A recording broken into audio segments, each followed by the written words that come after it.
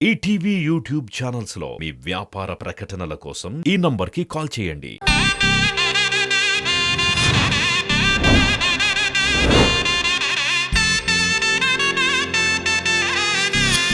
శ్రీవల్లి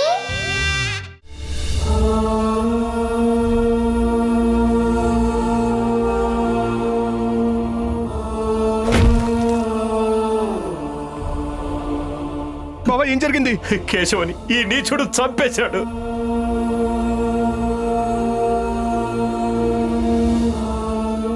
నేను హత్య చేయలేదు బాబా. కేశవ్ బాబుని కాపాడాలని తన కడుపులో ఉన్న కత్తిని తీయాలనుకున్నాను. కానీ నువ్వే నన్ను అపార్థం చేసుకుని అరెస్ట్ చేయించావు. నాకు శిక్ష పడుతుందనే బాధ కన్నా నీ కొడుకును చంపిన అంతకుడాన్ని నువ్వు అన్న మాటలే నాకు ఎక్కువ బాధగా ఉంటాయి.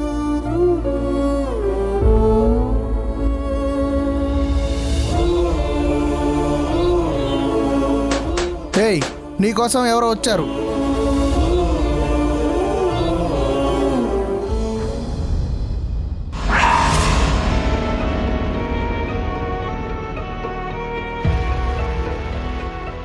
ఎరా, ఇప్పటికి నీ కళ్ళు చల్లబడ్డాయా? లేదంటే నన్ను కూడా చంపేస్తే నీ పగ పూర్తిగా తీరిపోతుంది అనుకున్నావా? ఆర్తి అమ్మగారు. ఎవరా నీకు అమ్మగారు? అనాథవదవా. మేము ఆ ఇంటి యజమానులం. కానీ మా కాళ్ల దగ్గర బతికే కుక్కవైన నీ కారణంగా ఆ ఇంట్లో నుంచి బయటకొచ్చేశాం. కొడుకు కోడలు వెళ్లిపోయినా పట్టించుకొని కోదండరామయ్య నిన్ను సపోర్ట్ చేస్తూ నీ కాస్తిలో భాగం ఇచ్చి అందలం ఎక్కించాడు. అయినా భరించాం. మీ మొహాలు చూడలేక బయటికొచ్చి మా బతికేదో మేం బతుకుతున్నాం. కానీ ఈ లోపలే నా భర్తను ఎందుకురా చంపావు? మీరు పొరపాటు పడుతున్నారమ్మా. నేను కేశవ్ బాబును చంపలేదు. నోర్మయ్, అబద్ధం ఆడావంటే నిన్నిక్కడే చంపి నీ ప్లేస్లో నేను నిలబడతాను. అయినా నీకు మేమేం అన్యాయం చేశావురా? మీ అమ్మ బాబు సంపాదించిన సొమ్ము ఏమైనా లాక్కున్నామా? మా ఆస్తి మేము దక్కించుకోవడం కోసం న్యాయంగానే కోర్టు నోటీసులు పంపించావు. దానికి ప్రతీకారంగా నా పసుపు కుంకుమలను దూరం చేస్తావా? నువ్వు మనిషివి కాదురా, రాక్షసుడివి. అయ్యయ్యో మురుగా. హారతి అమ్మ, మీకు ఎలా చెప్పాలో ఎలా ఓదార్చాలో నాకు తెలియడం లేదు. కానీ నన్ను నమ్మండి, కేశవ్ బాబుని నచ్చజెప్పి ఇంటికి తీసుకెళ్దామని నేను వెళ్ళాను. కానీ అక్కడ ఇంకెవరో కేశవ్ బాబుని పొడి చేశారు. అది నిజం. ఆపరా నీ డ్రామాలు. నీ గురించి తెలియని వాళ్ళకి ఇలాంటి డ్రామాలు కథలు చెప్తే నమ్ముతారు. కానీ నేను అస్సలు నమ్మను. నా కేశవని హత్య చేసిన నువ్వు నాశనం అయిపోతావురా, సర్వనాశనం అయిపోతావు. మేడం, మీ విజిటింగ్ టైం అయిపోయింది.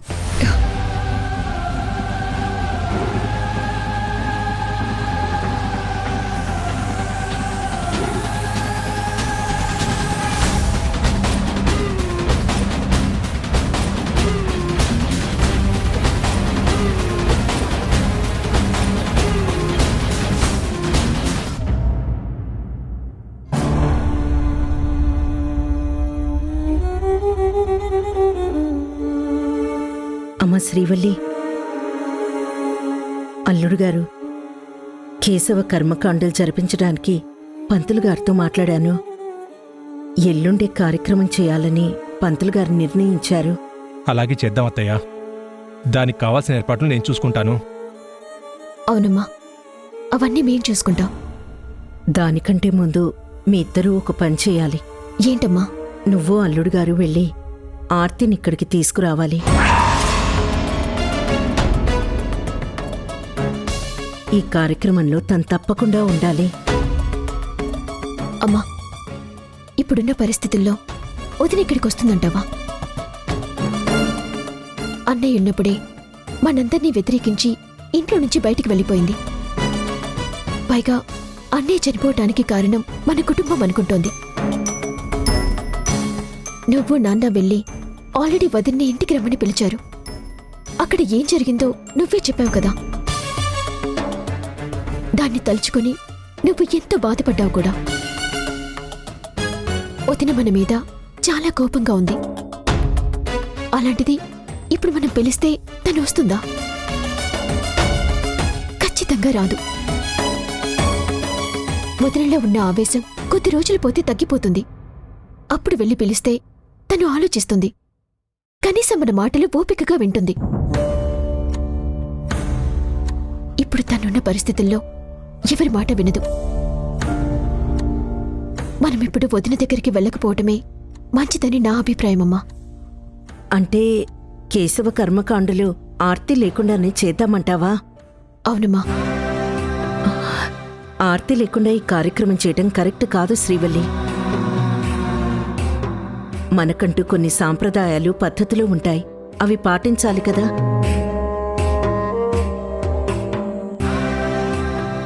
పెద్ద కర్మ రోజు ఆర్తితో చేయించాల్సిన కొన్ని పనులుంటాయి.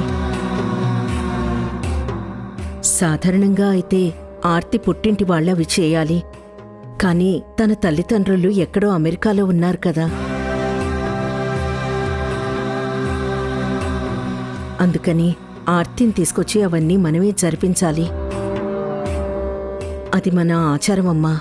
ఆ, సరేనమ్మా. నువ్వు చెప్పినట్టే వెళ్ళి వదిని పిలుస్తాను. కానీ తను వస్తుందన్న నమ్మకమైతే నాకు లేదు.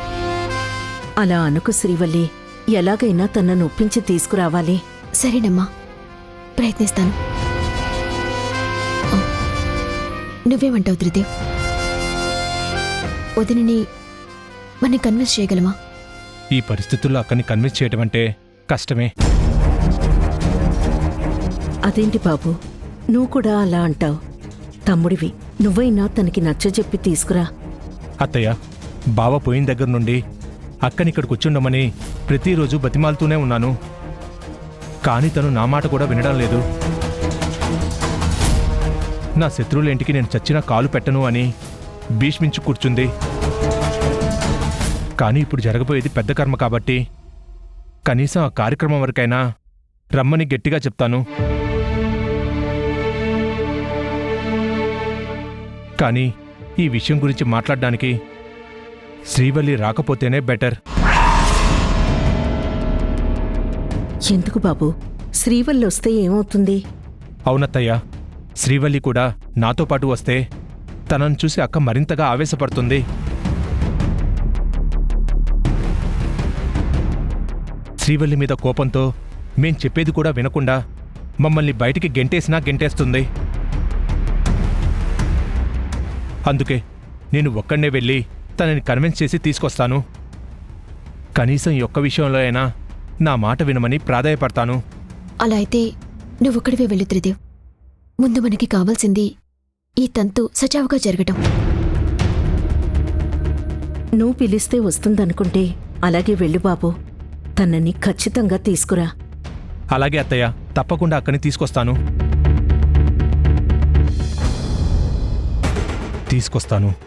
అగ్నిపర్వతంలా రగిలిపోతున్న మా అక్కకి మీ అందరి మీద ఇంకా ద్వేషం పెరిగేలా చేసి మీ మీద ప్రతీకారం తీర్చుకోవడం కోసం తీసుకొస్తాను.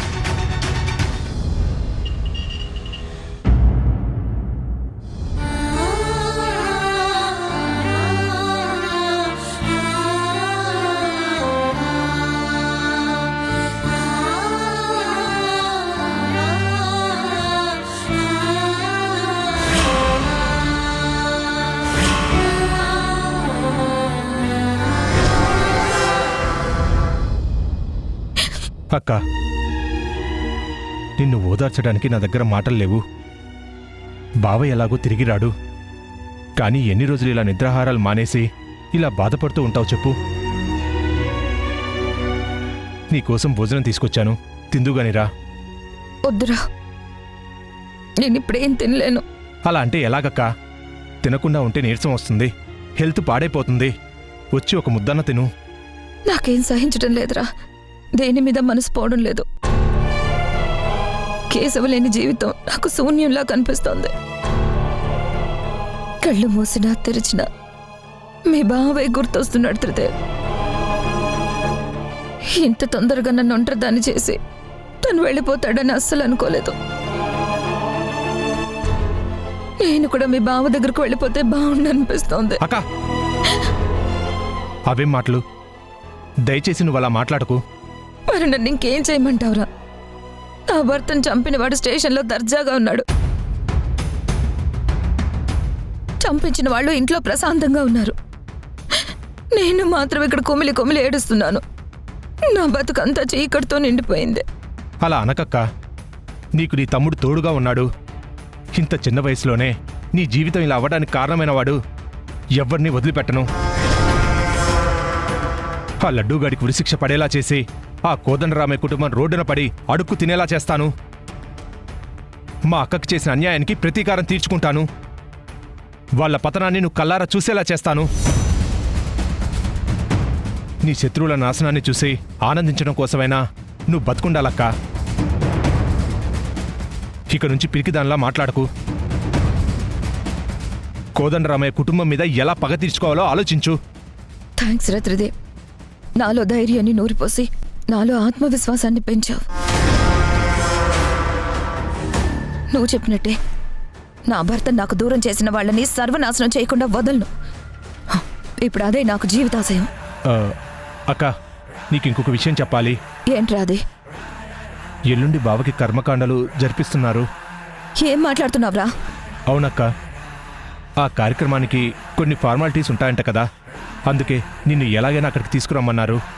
అంటే ఒక మనిషిని వాళ్లే చంపేసి వాళ్లే కర్మకాండలు చేస్తారా? దుర్మార్గం చేసిన చేతులతో పుణ్యకార్యాలు చేస్తే చెల్లిపోతుందనుకుంటున్నారా? ఆ దేవుడు కూడా వాళ్ళని క్షమించడు. నా కడుపు మంట ఊరికే పోదు. నా ఉసురు తగిలి నా భర్తను చంపిన వాళ్ళు మొట్టి కొట్టుకుపోతారు.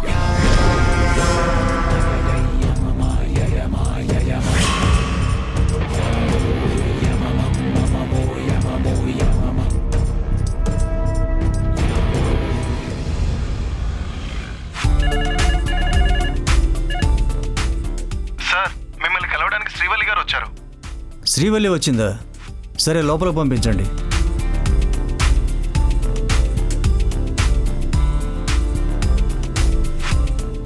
Excuse me sir. రా శ్రీవల్లి, కూర్చో.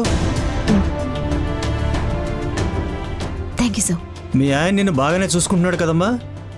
మళ్ళీ వెధవేషాలు ఏం వేయట్లేదు కదా? లేదు సార్. అయితే ఏంటమ్మా ఎలా వచ్చావు? మీతో పనుండి వచ్చాను సార్. చెప్పమ్మా. రీసెంట్గా మా కేశవ నేని మర్డర్ చేశారు. ఆ విషయం మీకు కూడా తెలిసే ఉంటుంది. విన్నాను. మీ ఇంట్లో మనిషి హత్య చేశాడని తెలిసింది. అది అబద్ధం సార్. అసలు ఏం జరిగిందంటే,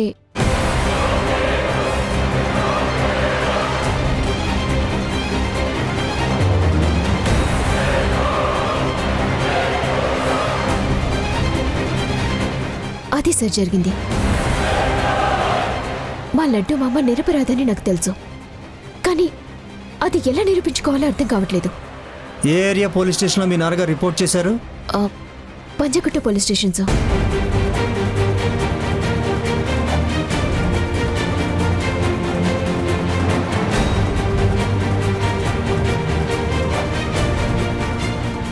నమస్తే సార్. నమస్తే. కేసు మర్డర్కి సంబంధించిన పూర్తి డీటెయిల్స్ నాకు కావాలి. ఇమీడియట్గా సెండ్ చేయండి. అలాగే సార్, వెంటనే పంపిస్తాను.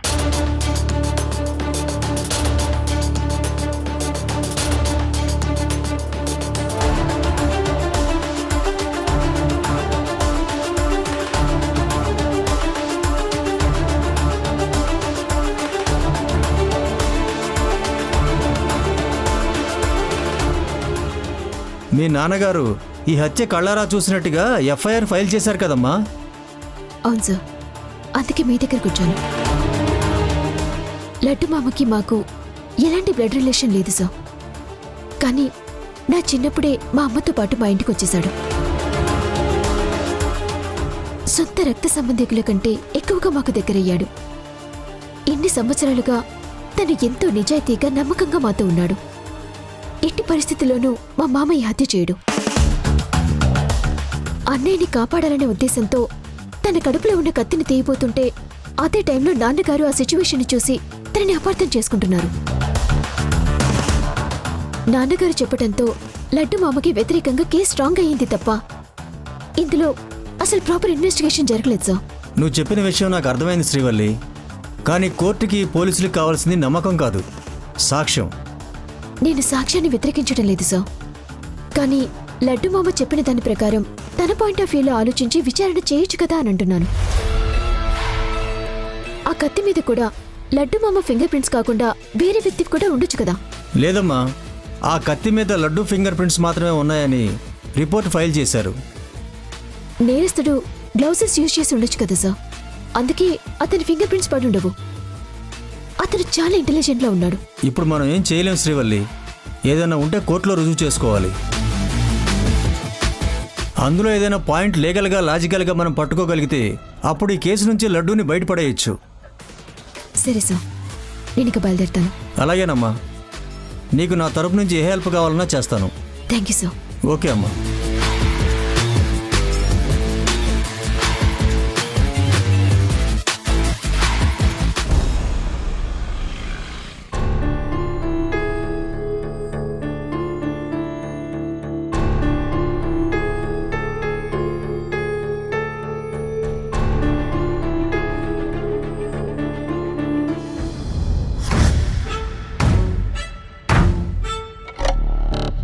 బావా కేశవ, నీకు ఎంత గతి పట్టిందో చూసావా?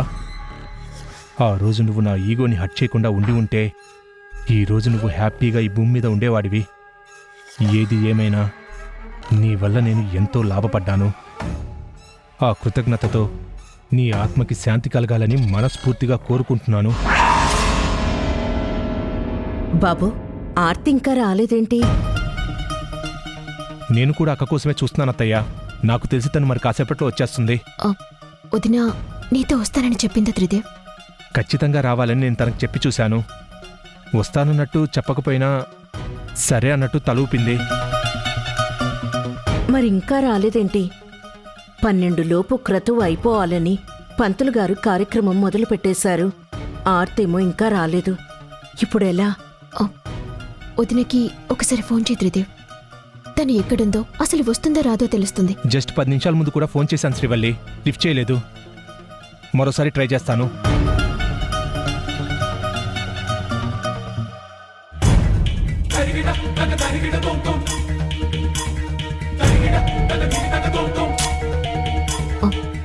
ఏంటి, ఫోన్ కలవట్లేదా? ఫోన్ కలుస్తుంది, కానీ అక్క కాల్ కట్ చేస్తుంది. కాల్ కట్ చేస్తుందంటే అర్థం ఏంటి? తను రాదా? అదే నాకు అర్థం కావడం లేదు అత్తయ్య. కానీ అక్కతో ఖచ్చితంగా ఇక్కడికి రావాలని చాలా గట్టిగా చెప్పి వచ్చాను.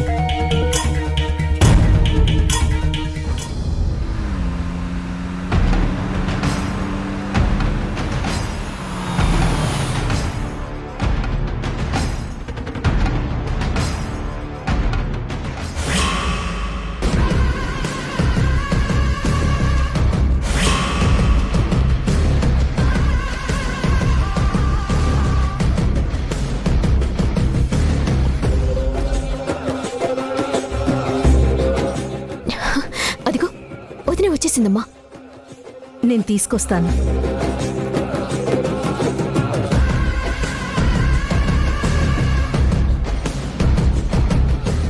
రామ్మా ఆర్తి, నీకోసమే ఎదురు చూస్తున్నాను. లోపల కార్యక్రమం ఇప్పుడే స్టార్ట్ అయింది. రా. ఇంటి గేటు వరకు వచ్చిందని ఇంట్లోకి రావడం నాకు తెలీదా?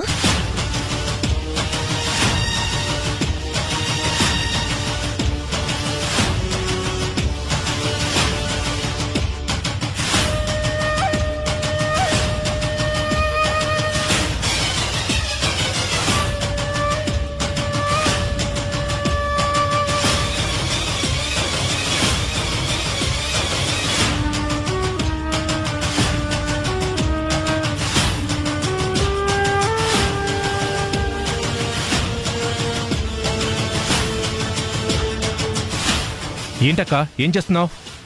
కనిపించట్లేదా? వీడియో రికార్డ్ చేస్తున్నాను. అది తెలుస్తూనే ఉందక్క. ఎందుకు రికార్డ్ చేస్తున్నావని అడుగుతున్నాను. ఎందుకేంటి? ఈ దుష్ట శక్తుల గురించి బయట ప్రపంచానికి తెలియాలి కదా.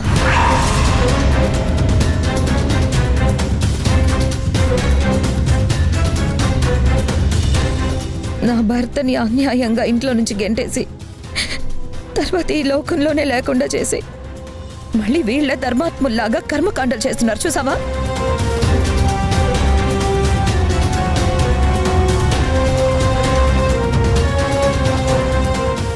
అందుకే ఇదంతా షూట్ చేసి వీళ్ళ మనస్తత్వం, వీళ్ళ నీచపు బుద్ధి ఎలాంటిదో సోషల్ మీడియా ద్వారా అందరికీ తెలియజేస్తాను.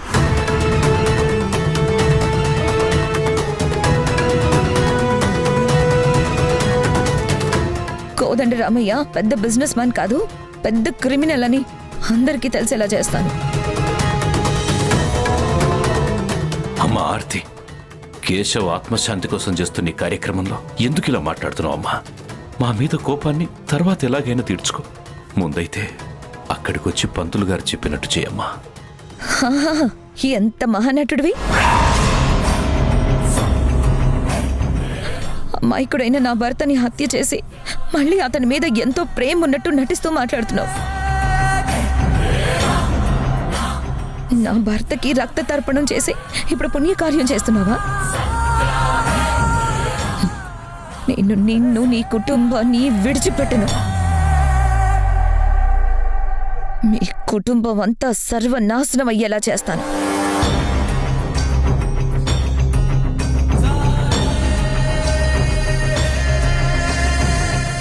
ఇక మీదట నేను మీ ఇంటి కోడల్ని కాదు, ఈ ఇంటి మృత్యువుని.